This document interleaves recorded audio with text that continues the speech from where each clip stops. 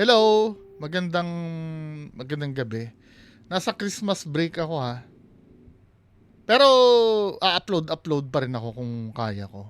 Katulad nito no, nainis na naman ako dito sa video na to eh. Kaya hindi ko matiis na hindi ako mag-content, 'di ba? Anyway, ano natin, no? Panoorin natin tong video na to. Unahin natin tong yung magpapatawaran na ba? What do you mean magpapatawaran na ba?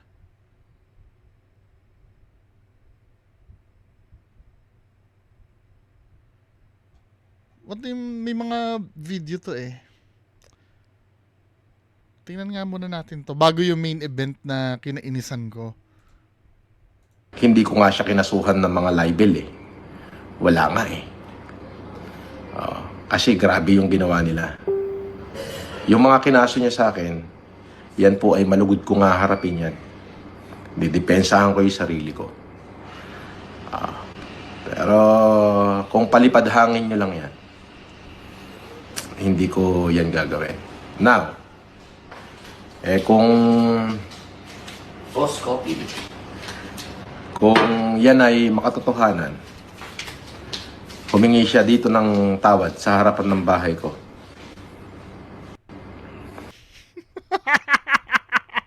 Alam mo, nakikita ko gusto niya makipag-ayos eh. Ang problema lang, yung pride mo, dambuhala talaga, sir. Hindi nga, ito pa isa. Paano may ipi-play to? Nga lang. Pero, katulad yan na sinabi ko, kung hahamunin mo lang ako na itigil ko yung demanda mo at titigil mo demand, hindi yun mangyayari. Na-pride talaga Dapat, to eh. Pero, sinantamang tamo ha, pero subconsciously yun ang gusto niya mangyari. Magtigilan ng demanda. Kasi out of nowhere, bigla mo sasabihin yan eh. Nahihiya ka lang dahil sa pride mo, yan ang gusto mo mangyari. Tinan mo ha, yung sinasabi niyang ganito, social media, bunga nga lang. Pero, katulad yan na sinabi ko, kung hahamunin mo lang ako na itigil ko yung demanda mo at titigil mo demand, hindi yun mangyayari. 'di ba? Ma-pride pa rin ito eh. Wala namang sinasabing ganun si MG eh. Sabi nga ni Sir MG, hanggang dulo aanuhin, 'di ba? Pero nire-reverse psycho niya yung tao. Gusto niyang ganun yung mangyari, pero ayaw niyang palabasin na siya yung may gusto nun. 'Di ba? Doon sa pananalita lang na ganito eh. Medyo team. Medyo malabo tong hindi ko na iintindihan yung kung anong style ang gusto nito mangyari. Halata naman na ikaw may gusto noon na magpatawaran. Kaya lang hindi lang kaya ng hindi lang kaya ng pride mo. Wala ka sa posisyon magganyan, sir. Kasi yung mga kinaso mo, unang-una wala kang abogado. Di umano ha, sabi ni Attorney Sabi, tsaka ni Attorney Him. 'Di ba? Wala kang abogado, final mo yon nang walang guidance sa abogado, kaya sabog-sabog yung final mo. Huwag kang aasta na ikaw yung yamado sa laban. Hindi ko naiintindihan san. Wait lang ba't walang sound? Yung sinamahan mong grupo, cyber, Tamo. hindi yung iba. Kasi yung sinamahan mong grupo, cyber criminal talaga yan eh. Yan eh, if you just want to buy out peace. Pero kung hahamunin mo lang ako, atras ako. Mayabang Wala ka sa posisyon ng ganun, men. 'Di ba? Wala ka sa posisyon magganon. Yung mga sinampa mo walang laman. Para sabihin mo na iatras ko. Pero nakikita ko dito deep inside siya yung may gusto nun eh. Kasi unang-una, wala namang usapan na ganon. Talaga. Na saan ang gagaling yan na if you want buyout peace? Wala namang ganon. Ba't mo sasabihin yun? Hanggang dulo nga Kasi sinabi nga ni Sir MG, nasa point of no return na. Ikaw lang ang nagsasabi ng ganyan. Kaya kung hindi man ako psychologist, sino may psychologist dyan, dito, nakikita mo dito sa mga pahayag niya na ganito, di ba? Ito putol nga lang to eh. Ano? Idol, FLM, sabi ni MJ, babawiin niya daw mga kaso kung ganun din gagawin mo. Walang ganon. Halatang dami yung nag-comment sa'yo. Walang ganon. Meron bang ganon? Yung mga religious manood kay Makagago. May ganon bang sinabi? Wala namang ganon eh. Halatang pina-comment mo yan para sagutin mo dahil gusto mong may ganong mangyari.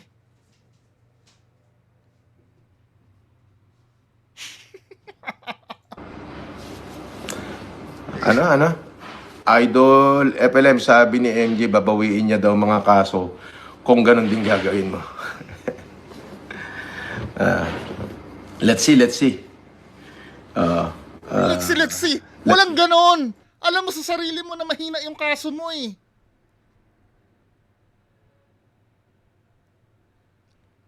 Hindi mo nga tunay na pangalan yung ginamit mo dun, di ba?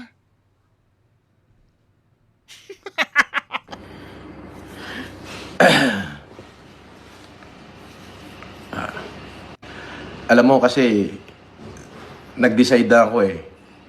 The moment I have decided to...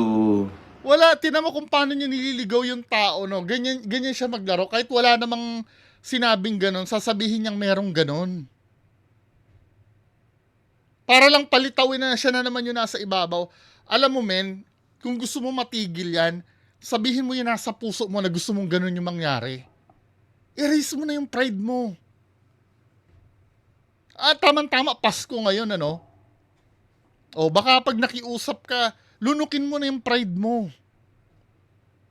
Hindi ganito, hindi yung mag-aano ka na naman ng kasinungalingan. Walang ganyan eh.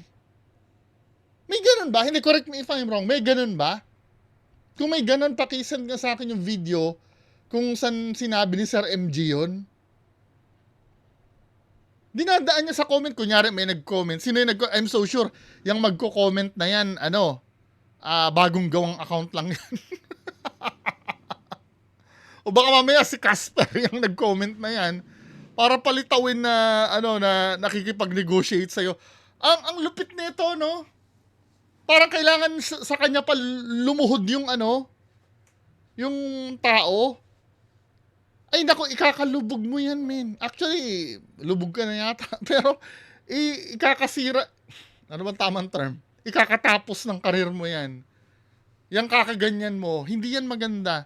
Akala mo nakakatulong yan para magbago ang isip ng kalaban mo? Hindi. Hindi nakakatulong to.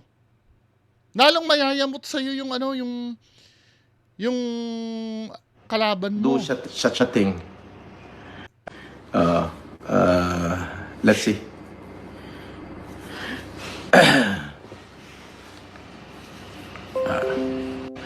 Alam mo kasi, nag-decide na ako eh. The moment I have decided to do such a thing, I'm willing to lay down all hopes and dream, all love and life.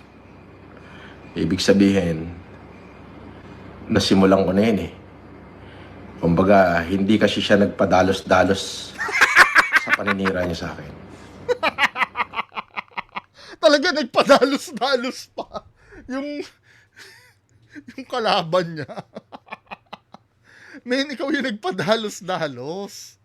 Kasi yung final mo, hindi pinag-isipan. Ano ba, sir? Hindi ko nga siya kinasuhan ng mga libel eh. Wala nga eh. Kasi nga, wala ngang grounds for libel yung actually, yung kinaso mo yata, cyber libel eh. Diba? Dahil ang sinabi, di umano, nung yung sinabi mo, ang kinaso mo is, dahil sinabi na ikaw ay convicted, na hindi naman. Libel yun eh. Ano sinasabi mong hindi mo kinasuhan ng cyber libel? Ano ba, sir? Diba, ilang counts yon? May counts yun eh. sa shorts mo, nakalagay ba sa shorts yon? Yung kaso, yung may counts, 179 counts yata. Or sa videos na in-upload. Baka binura mo na yun eh. Natatandaan ko yun, may 179 counts. Ano yung 179 counts? Cyber libel yun eh. Tama ba ako 179? O basta 100 plus, 139 o 179? Na ano, binura mo na yata yung video na yun. Na pinapakita mo na cyber libel yata. Baka dito sa ano, dito sa shorts mo. Pinakita mo nga yun eh. Wala, burado na. Hindi siya 179. Tapos yung ano, cyber libel yun. Ano yung sinasabi mong hindi mo kinasuhan ng cyber libel? Kasi nga 'di ba, ang kaso ang kaya ka nagkaso noon, sinabi daw di umano na convicted ka sa anti-Elias. Ang totoo naman doon ay kamo ay na-reverse yung decision, acquitted ka kamo. Di cyber libel yun. All love and life. Ibig sabihin, nasimulan ko na yun eh. Kumbaga, hindi kasi siya nagpadalos-dalos sa paninira niya sa akin. Hindi ko nga siya kinasuhan ng mga libel eh. May Wala kaso nga eh. eh. Kasi grabe yung ginawa nila. Yung mga kinaso niya sa akin, yan po ay malugod ko nga harapin yan. Didepensahan ko yung sarili ko. Pero kung palipad hangin nyo lang yan,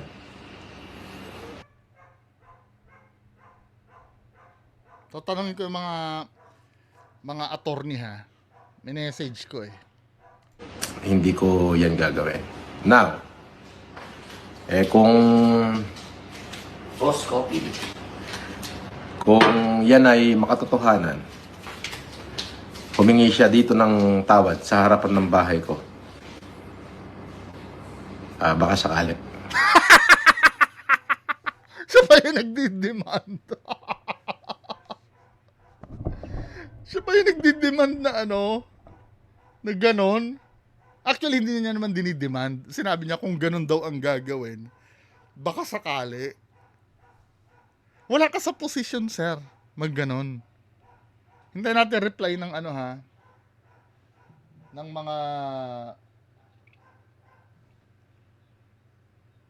mga attorney. Minessage ko na. Alam ko cyber libel yun eh. Ano ba yan?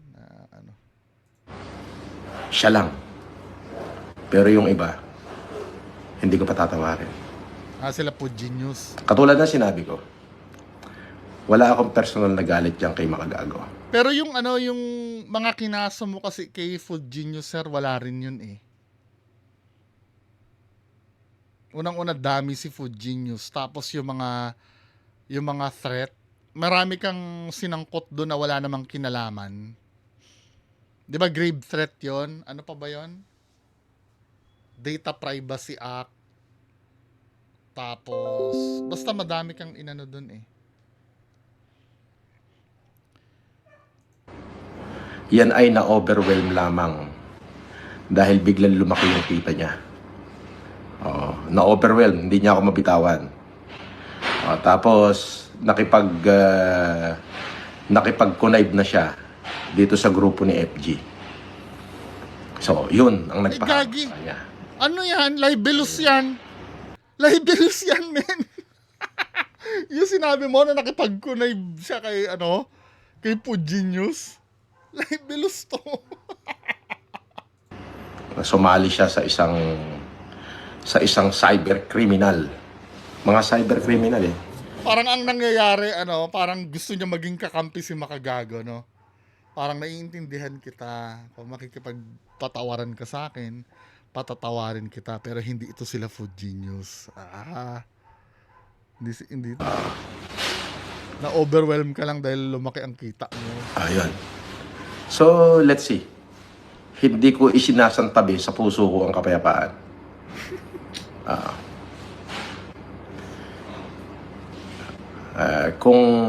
Pero kung ako'y bibigyan mo ng kondisyon lamang na iatras ko yung kaso ko at iaatras mo yung kaso mo, Tamo, ang ano no, hindi maintindihan kung ano yung gusto niya eh.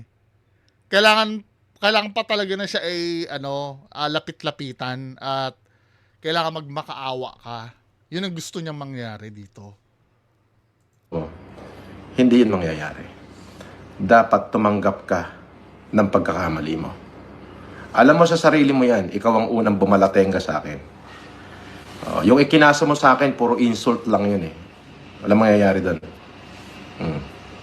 Yan ang wag mo sasabihin, yung walang mangyayari. Paano pag may nangyari? Didepensahan ko yun. Pero kung gusto mong sa puso mo ng kapayapaan, hindi ako lalapit sa'yo. Pumunta ka rito sa harapan ng bahay ko, humingi ka ng tawad sa akin. Baliw na talaga to si Sir eh. Ano sabi sa mga comments?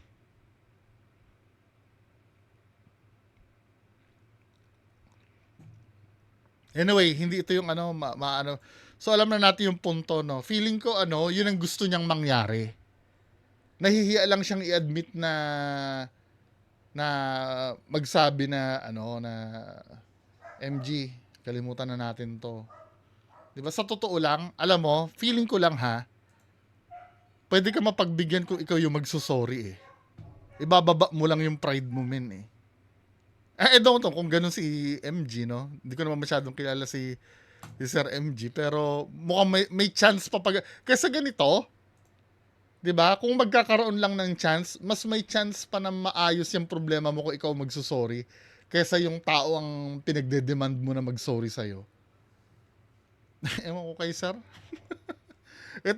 ito pang isa, dito ako napablog. Ito yung dahilan kung ba't nag-vlog ako ngayon na supposed to be dapat rest muna tayo eh.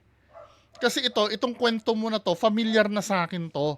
Lalo na yung mga old school na na nakasubscribe sa akin. Yung unang panahon. Pakinggan nyo ito yung kwento ni Sir FLM ha. Dapat ako ay nasa bahay. Oo, dapat hindi ako magse-celebrate ng Pasko rito sa atin sa Pilipinas. Hindi daw siya implying na magbabakasyon sana sa ibang bansa, 'di ba? Kasi hindi ako magpapasko sana dito sa magse-celebrate ng Pasko rito sa atin sa Pilipinas. Sa Pilipinas. So implying sa ibang bansa siya supposed to be magbabakasyon. Ay, sa Sabay binago ay sa naisip niya na may whole departure pala ako. Doon pa lang alam mo ng hindi na makatotohanan ito, Sir eh. Biglang bawi ay sa na-realize niya ko nga pala may whole departure ako, daw makakalis. nasa bahay. Oo, dapat hindi ako magse-celebrate ng Pasko rito sa atin sa Pilipinas. Ay, sa kaso nagbago po yung isip ko. Sabi ko, wag na lang. Yung gagastusin ko, siguro ipakain ko na lang sa mga bata na kasama ngayong Pasko. Kanina, actually, nasa loob na ako ng eroplano eh. Same na same ang kwento niya.